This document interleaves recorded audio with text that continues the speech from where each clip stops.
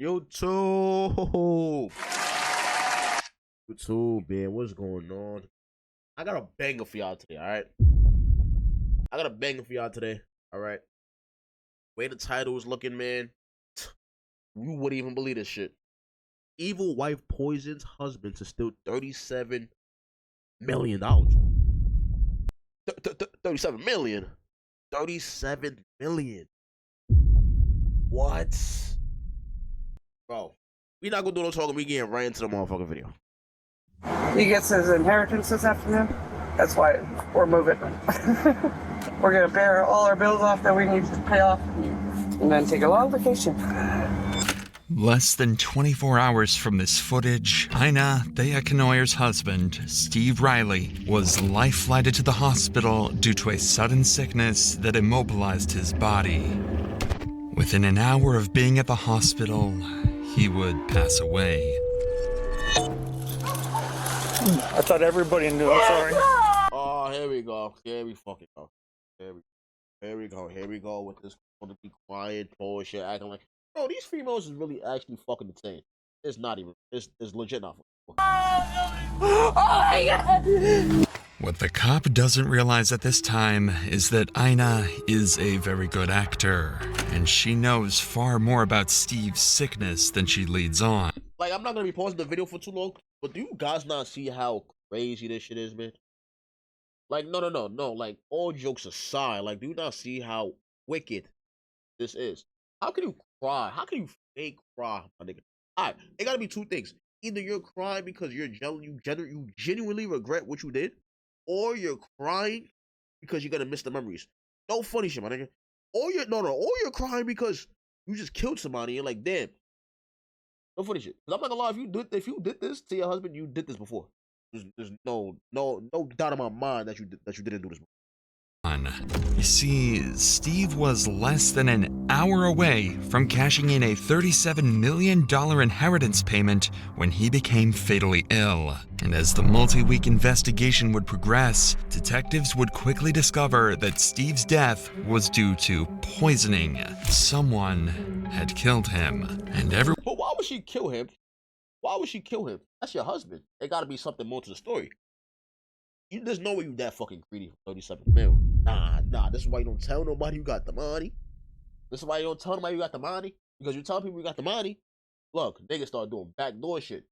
Niggas start backdooring. Everyone close to Steve all had dire needs to claim his newfound fortune by any means necessary. It was like 20-something That nigga million. funny. Best thing you can do Why are you telling people though? is get on the plane and don't look back. So me twice, I would've did that motherfucker. Rest in peace to Steve, man. I would've did that motherfucker. What? I'd have never told nobody. 27 million? Is that right? Is that right? Police department. It's the police department. It's not Chad.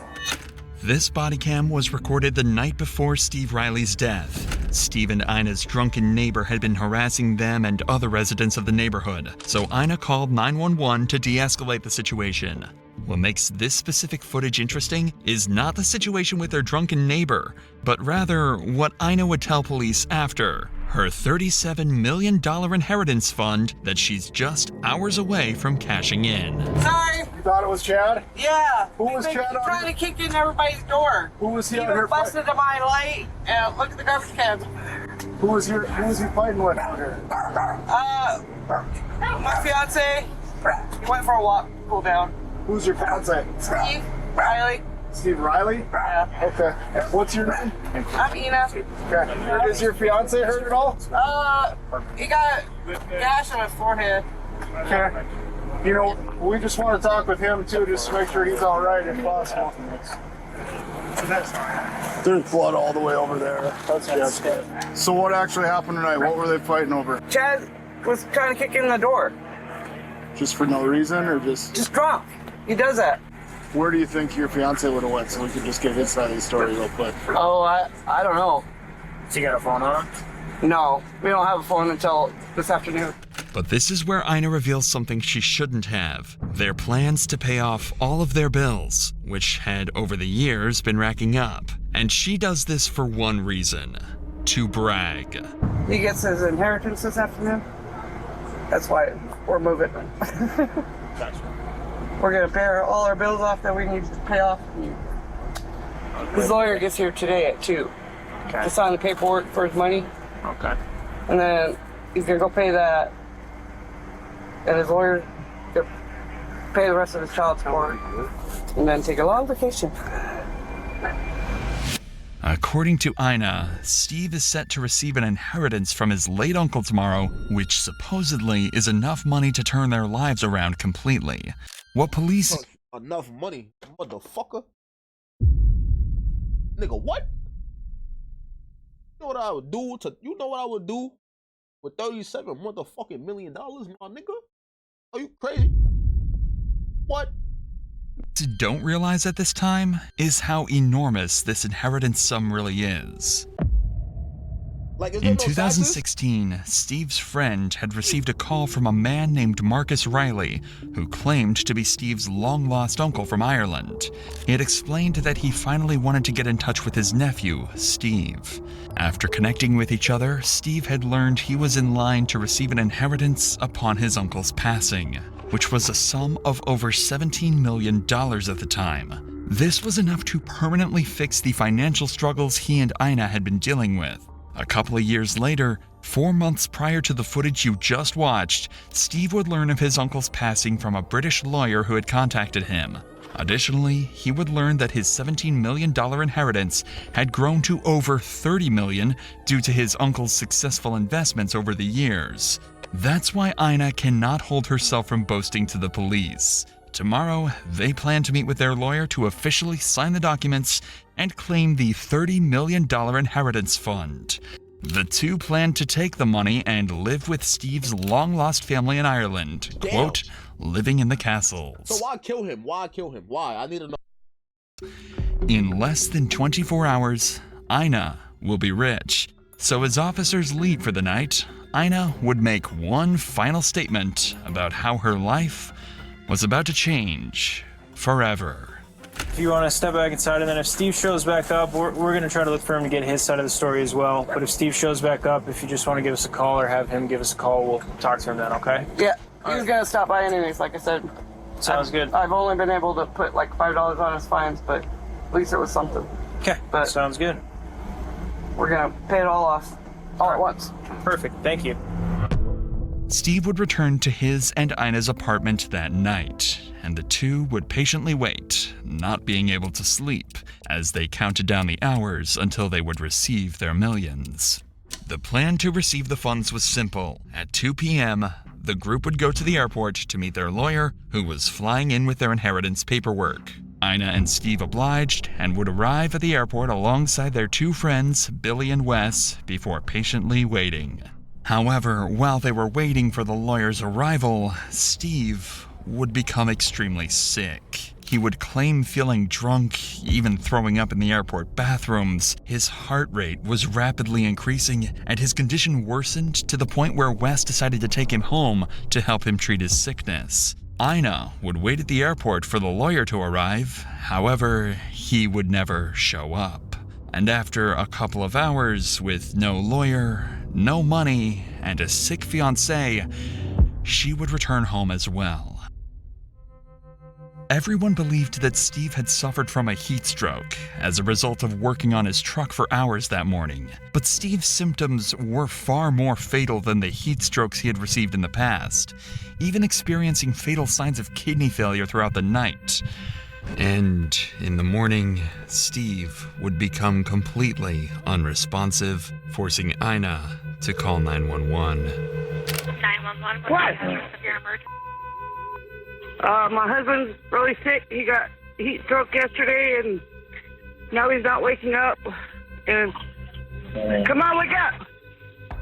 What's the phone number Hey! you're calling from? I don't have a phone number. It's a phone that never got finished getting set up. Come on, babe.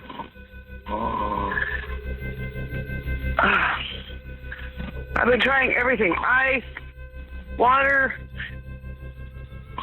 Okay, but he is breathing.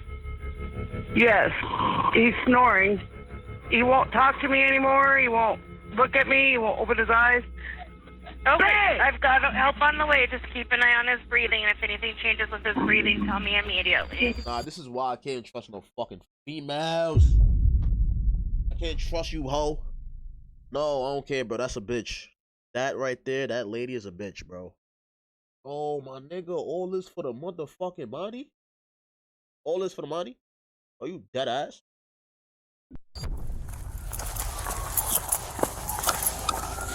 Hello? Yeah.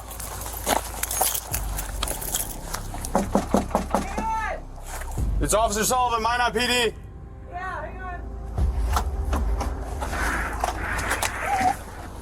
By the way, right here yesterday.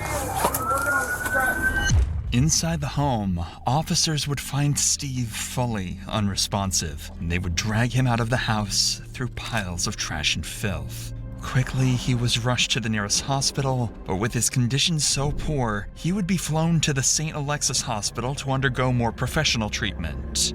But before we get to that, I want to help you protect yourself and your family from something that can ruin your life: identity theft. Aura, the sponsor of today's video, helps protect you and your loved ones against exactly that. Have you ever Googled yourself, a family member, or a loved one? If so, you've probably been shocked by how much information is out there. And this is not even mentioning what companies, data brokers, and scammers might know about you. In 2024, during the National Public Data Breach, a friend of mine's name and social security number got leaked, which could have allowed malicious people to open credit cards and take out loans in his name.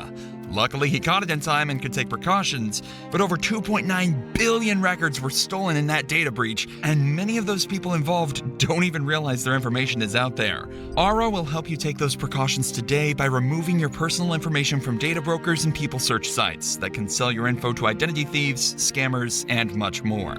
I'm not leaving myself and my family vulnerable to data breaches and brokers, and if you don't want to either, you can go to www.aura.com/DrInsanity to try 2 weeks for free. Enough time for Aura to find out if any of your personal data is exposed.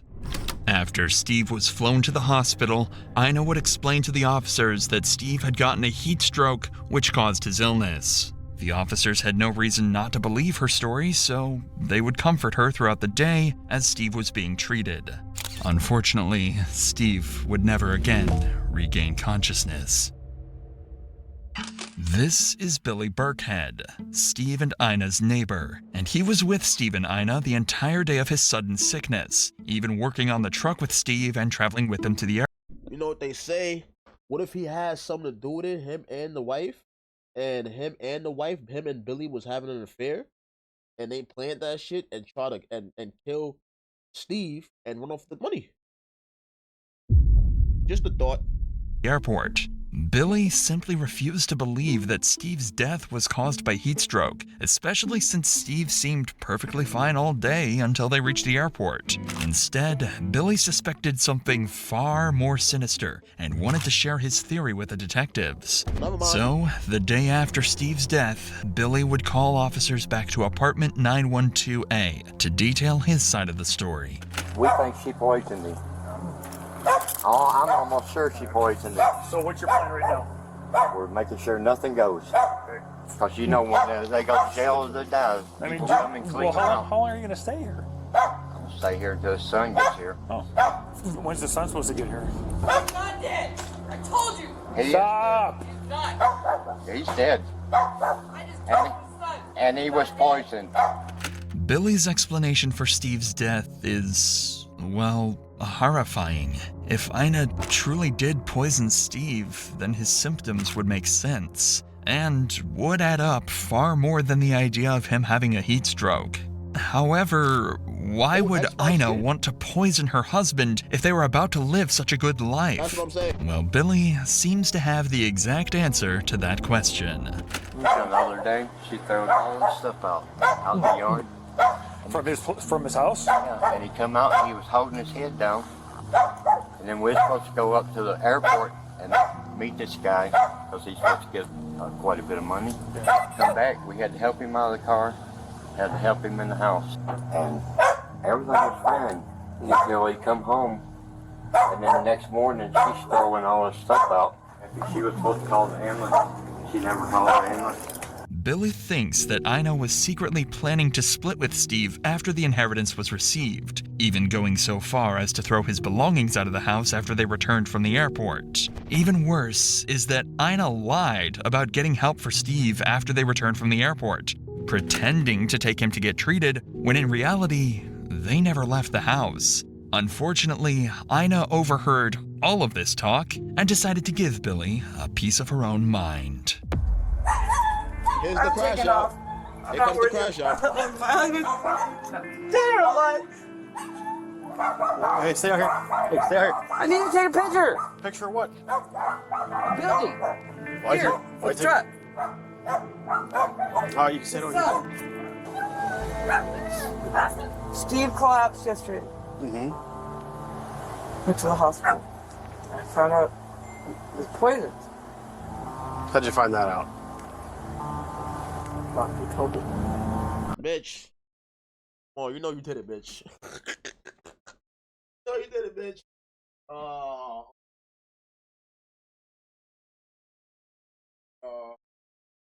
Joke. I love when people just act all dumbfounded. Look at her face. Stupid, stupid lady. I'm just telling your son, don't ever stop after these people. They're nasty people. They're nasty. Ina coincidentally blaming the seems to put the doctors? blame on the neighbors, calling them evil people. It's become more clear that Steve's death was far more sinister than officers had first expected. Officers now had a potential homicide case to investigate, but as they went to leave, one officer accidentally broke the news to Ina that her fiancé had passed away. I thought everybody knew. I'm sorry. Don't tell me anything. Oh my God! I guess the son is on his way here. Okay. Apparently the son is on the way here. So. Your son better put them all in prison. Ina's reaction to her husband's passing is one of the strangest I've ever seen. That's some weird She shit. starts bawling her eyes out, then suddenly jumps right back to her normal self, as if she hadn't even heard the terrible news to It's like she begin flipped- with. No. It's It's like she flicked a switch. Oh, God. becoming more and more clear that something is not adding up. Billy was not the only person to initially put the blame on Ina. In fact, he was only one of many who would come forward with their concerns. In fact, Billy's wife, Lynn, had stated that Ina had made horrifying statements in the past, alluding that if she was to ever kill her partner, she would poison him using an antifreeze. To add to the pile of already incriminating information, Steve would be tested for ethylene glycol in his bloodstream, a key ingredient in antifreeze. To nobody's surprise, the results showed toxic levels of ethylene glycol in his system. This information would serve as the catalyst for initiating a formal homicide investigation into the death of Steve Riley. Following the commencement of the investigation, a series of intensive interrogations would be conducted with all parties connected to the incident, including Ina, to ultimately solve Steve's murder. However, before that, Ina would launch a plan of her own. It must have been made apparent to her that she was in hot water, as the day after this encounter with the police, she would call them back to apartment 912A to explain theories of her own. Hi. Yeah. He came up. Okay, what's going on? I don't know. We've been He here. keeps trying to take Steve's truck Where's the truck at? in the garage. Is this the paperwork on the thing? Or? No. This is property that Steve was buying Oh. after his inheritance got here. I think he left it to his son, but I had to Google where to go to get his inheritance switched over to the people he left it to. I don't know. The day he was supposed to meet his lawyer, apparently, I thought it was heat stroke. Apparently he was poisoned. I'm finding out. With antifreeze. All right. And I don't know how to get a hold of the guy in London with his inheritance. He should be here in town. He never showed up at the airport. So, you know, trying to figure out why. Ina seems to conspire to the idea that Steve may have drank the antifreeze himself, or that someone may have poisoned him. However, despite all the suspicion being thrown her way, she can only stay on track for minutes before going back on tangents about her inheritance fund. It was clear at this point that somebody had poisoned Steve. The idea of this being self-inflicted was unlikely, as Steve had a life-changing amount of money waiting for him and would have had to drink the antifreeze just hours before going to claim the cash. Clearly, Ina can be made out as the lead suspect due to the amount of fingers being pointed her way, but the other potential suspects should not be ruled out either. With this in mind, officers would bring their first suspect in for questioning, Rebecca. Rebecca was another neighbor of Ina and Steve's who was very involved with the entire case so far, pitching her opinion to police whenever she could. Rebecca was brought in primarily to add to the pile of evidence to confront Ina with later, but as the interview would continue, strange red flags would arise from Rebecca's odd personality. You guys know my daughter? Kayla? Yeah, how's she doing? Yesterday, God works in mysterious ways. She was arrested, released. She said, this is, the demons that are in her, the spirits that follow her, was able to change her butt cheeks. So maybe they'll stop following her now, she said. Yeah, well, hopefully she gets the help she needs. I pray she does. Starting off a homicide interview explaining how demons left your daughter's butt is an interesting way of proving your innocence. But the detective isn't here to judge, rather, to get to the bottom of Steve's death. So he'll ignore these strange remarks. Obviously, it sounds like you might know some things. I'm a nosy neighbor. It's good. I like it. Well, I know what cars belong, what cars don't, who lives in my neighborhood, who doesn't. Yeah. So yes. That's good. We're investigating Steve's passing just because it sounds like maybe there's something suspicious about what happened. I know, whatever I know.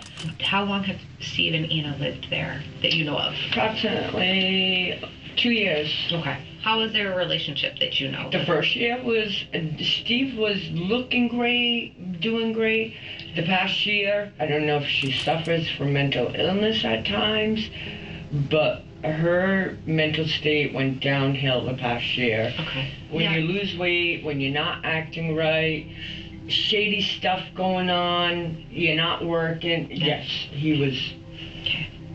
And it got worse the past couple months. Okay. It seems as though Steve's life wasn't as straightforward as initially thought, having drug issues, weight loss, and possibly depression. Whether or not Ina was a large contributor to these deteriorating issues is something they will soon learn, as this interview would become a pivotal piece of evidence, laying the groundwork to dismantle her defense entirely during the interrogation. And it got worse the past couple months. You think likely that theme, probably, like, whatever. Okay. Yes. What do you think she was using? Yeah. Okay. And alcohol use Yeah, too. facts, Okay. nah. Yes. Both Not of a them? lot, they do like drug addicts though. Sure. With Yes. alcohol? Okay. So Steve had mentioned before, like in the past, about getting money. Yes. How many, like? 2 million. The amount Steve had planned to receive was something he kept very secret, often lying to people like Rebecca on how much he was actually getting. As we'll soon find out, this number was much, much larger than 2 million. One of His uncle passed away, yes. First, he said he was going to leave it to Ina, and then they were fighting, and a couple months later, he said he went back and changed the will. He told me, he was like, don't tell Ina, but I changed it. This statement from Rebecca would explain what Ina was talking about last time she spoke to police, and how she was trying to switch the will over from Steve's son to herself. If Ina discovered his plan, it would have given her a strong incentive to do whatever it took to change the will back in her favor, possibly by any means necessary. Because it started 5 months, and he told me, yeah, I got a will, I'm leaving everything to Ina if something happens. And then it seemed like 2 months after that, he's like, that ain't getting nothing. Because she's a bitch, he said. So that was just a... Yeah. That's how yeah. Was he ever talking about leaving Ina? Yes. Okay. That's crazy. See, this is what I'm saying, bro. Like, women can't, bro. Certain women, not all women, certain women just can't shut the fuck up. Just shut the fuck up sometimes. Relax. No matter what's going on, bro. If you know your man is about to get 37 fucking million or 17 million, more than 2 million, nigga, just be quiet, bitch. No, I'm for real. Like, honestly, like, shut up, man. For real. Shut up, man. Like, damn, just rock out. Try to act like, try to pretend to be the happiest wife. At least until the bread comes. At least. You feel me? You know, I'm gonna get this money and leave her, get my own place, go back to California. Okay. I met her son last night. Oh, okay. Her son came? No, I'm sorry, his son. Steve's son. Yeah. I'm all. That's okay. He flew in. He came up to my apartment. But as he's leaving, she came up, knocked on my door. When he was up there? Yeah, Okay. to get him. I think she was nervous. Oh, no. Don't get him. Did she get him? I hope not. The fuck? You'd have poisoned that nigga too. Fuck no. He was up there. And then she's like, I just want to let you know I found the will papers. So she said in front of you that she found will papers? Yes. Yep. Ina clearly had become obsessed with the idea that she was about to live the life of her dreams with Steve's inheritance. But after rumors of Steve leaving her, it seems Ina became terrified that she might not receive the funds and would be stuck with her depressive living conditions. It's now become obvious how these events and Steve's strange death could be correlated to one another. However, as Rebecca had stated herself, she was a nosy neighbor, looking for any rumors or conspiracy theories to help solve the neighborhood drama.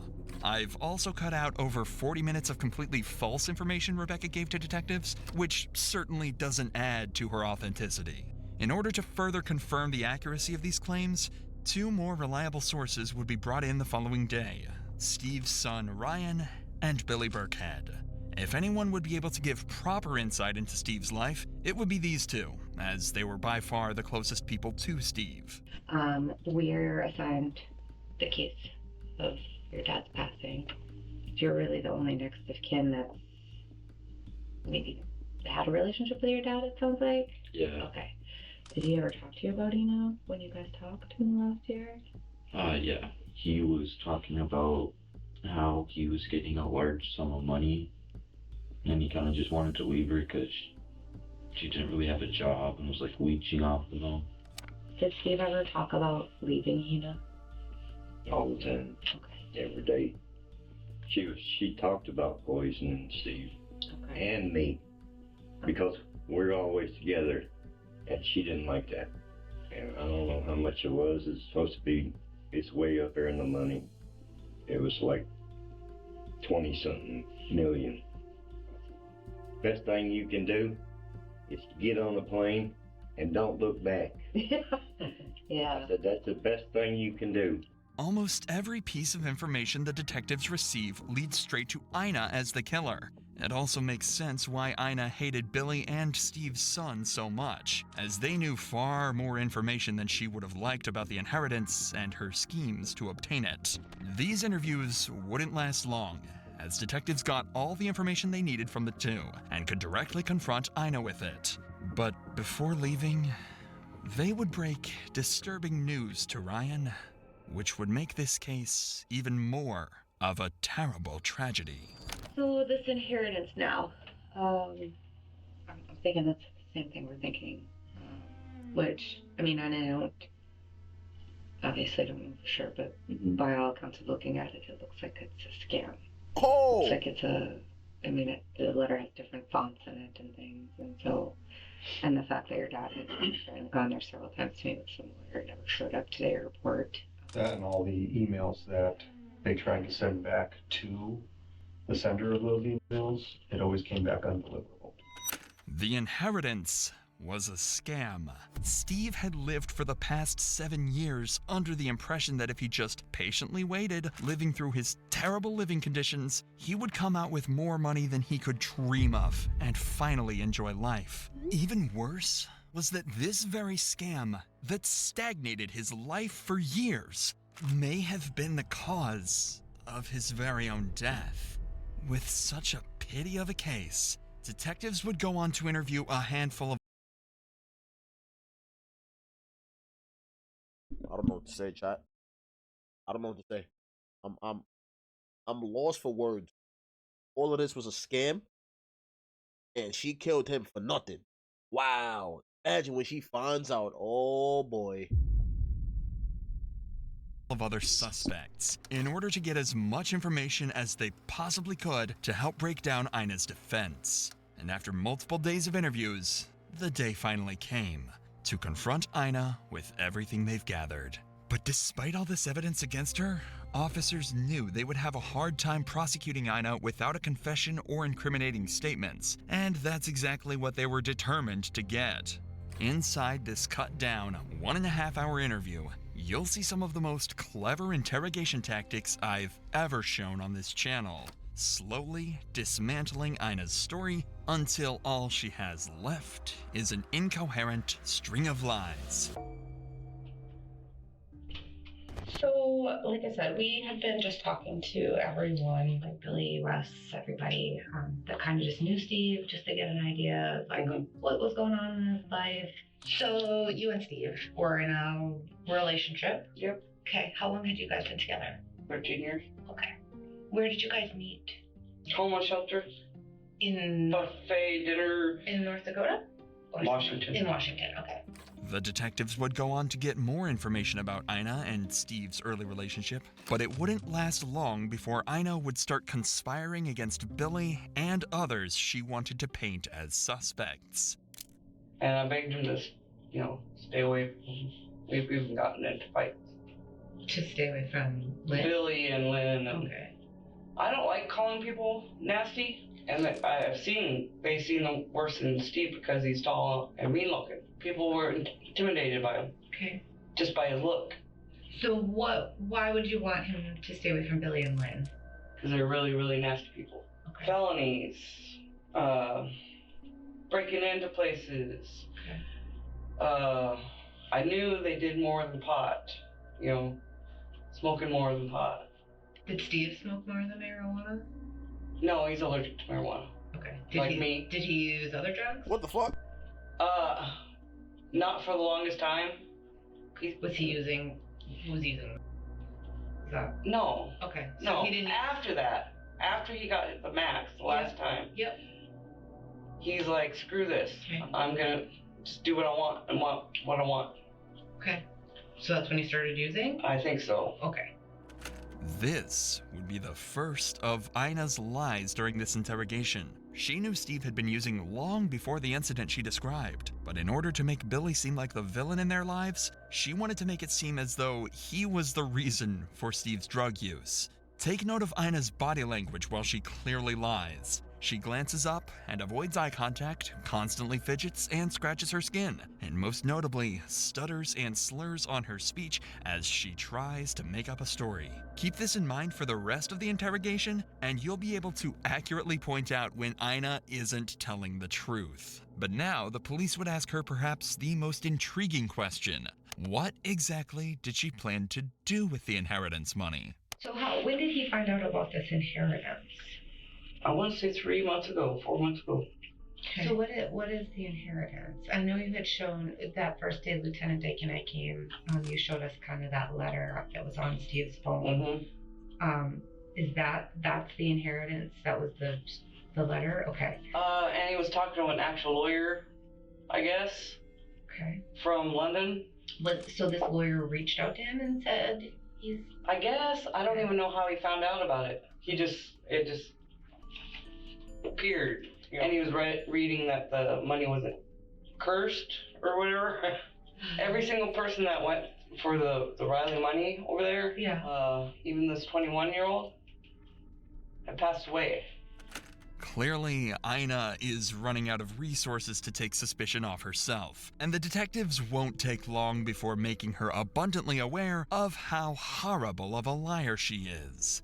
But for now, they'd like to get some more information on this inheritance, and if Ina would admit to trying to claim it all for herself. How much money was it? It was supposed to be $17 million. $17,500,000. So, but with all the property sold off, it ended up being 37 million. So there was cash on the properties were sold. Yeah. Okay. So I gave all who the was information it to supposed to be coming from? Who was the family member? Marcus something Riley. Was that a brother or Uncle? That was an uncle. Okay. Did he live in Ireland? Okay. How does it get to? Is it starting to be that the lawyer is starting to give him like a time that he's coming to Minot? Yeah. That's pretty much. You gotta stand up. This shit getting real. Hold on. Saying I'm gonna show up at this time. Come on, let her know, Steve cop. was right down there, and he wasn't there. And then you get the email afterwards that he was gonna come until later and then later. Okay. The detectives would spend the next 25 minutes trying to understand Ina's timeline for the day. Dude, this cop got a necktie? Wait, hold on. Okay, hold on. That's not the most important part. That doesn't matter. This nigga like a motherfucking dog. They planned to receive the inheritance. Whenever she gave a time for when the group went to the airport, she would conveniently change that time entirely, just a few minutes later. But one detail would stay the same. Unlike her original claims to officers on the day of the murder, she would insist that Steve had never gone to the airport, but rather Wes had gone instead to represent Steve. This was confusing, but Ina's reason as to why Steve couldn't make it to the airport would make just as little sense. Because he was drinking beer all day, he was working in the garage, he was spray painting his truck, with the doors and the windows closed, barely drinking any water. So he consumed almost a case of beer in. Oh, he can drink more than that. Pay attention to Ina here. She's carefully crafting a story to deflect suspicion, but the detectives came prepared. I've seen him drink a couple cases. But on that day. Yeah, it was a case of beer. From probably 6 or 7 in the morning until 2 in the afternoon, so 5 to 6 hours. Does that sound right? Probably. Okay. Did you drink anything else? Just a glass of water and his tea. I made iced tea because he begged for iced tea. Steve had no traces of alcohol in his system the day of his death, proven by a blood test and toxicology. So detectives know, clearly, Ina is lying through her teeth. So I just have a lot of concerns here, okay, and I'm just going to be honest with you. You told the paramedics when they were there that morning or afternoon that he had been drinking till 5 in the morning, that he had been consuming alcohol. That's on body cam. Okay, you said he was drinking all day the day before and that he drank his last drink at 5 a.m. Okay, and now you're telling me tea. That's not what you say on this video. Okay. I want to see this video. Okay. Well, I'm not going to show you the body cam. I'm just telling you that that's what's on there. There's reports that Wes came to the house that morning, and you said that Steve was at the walk-in clinic. He wasn't at the walk-in clinic. Steve didn't want to see Wes anymore. Okay, but Steve wasn't at the walk-in clinic. Here we go. Get caught. Hold on. He was at the hospital. He wasn't at the hospital. Hold on. He just left with the ambulance when Wes showed up there. That's not what's been reported to us. Wes was there prior to. Yeah, the timestamps prove that. I want a lawyer. Okay, that's fine. Oh, yeah, she knows. Realizing she's running out of options to defend herself, and with the detectives closing in, Ina resorts to something surprisingly clever as a last-ditch effort, asking for a lawyer. Am I being arrested? Nope, you're not being arrested. We're just talking. So, but if you want a lawyer, we can stop talking right now. That's fine. But I'm telling you the God honest truth. You gonna lie on God? You're lying on God? What? Oh, no. Yeah. Nah, throw the book at her. I don't know what happened. I wasn't there. I wish I was there. I wish I was with him every second of the day that day.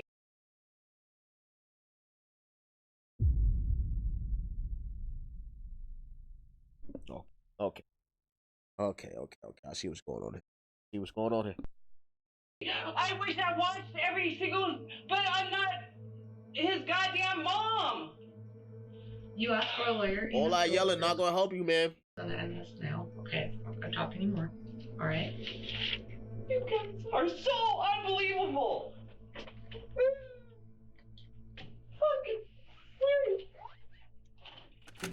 The second Ina realized the detectives saw right through her story, she folded under the pressure and insisted on a lawyer. Ina had finally realized her game was over.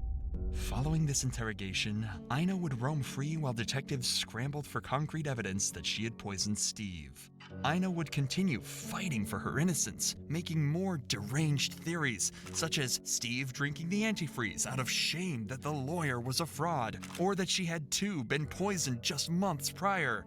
Unfortunately for her, police managed to file a search warrant on apartment 912A, finding multiple alarming items. An old Windex bottle without a cap, containing a bright green liquid suspected to be antifreeze, as well as a Coors Light bottle containing antifreeze, found in the garage Steve had been working in that morning. This exact Coors Light bottle was what Ina used to poison Steve with.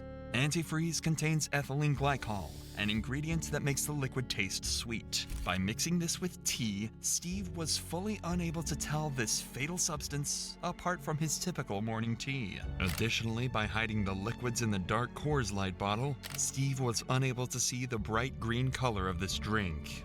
With all of this newfound, completely incriminating evidence, as well as the numerous lies and false claims Ina had told law enforcement, she would finally be arrested on October 30th, 2024.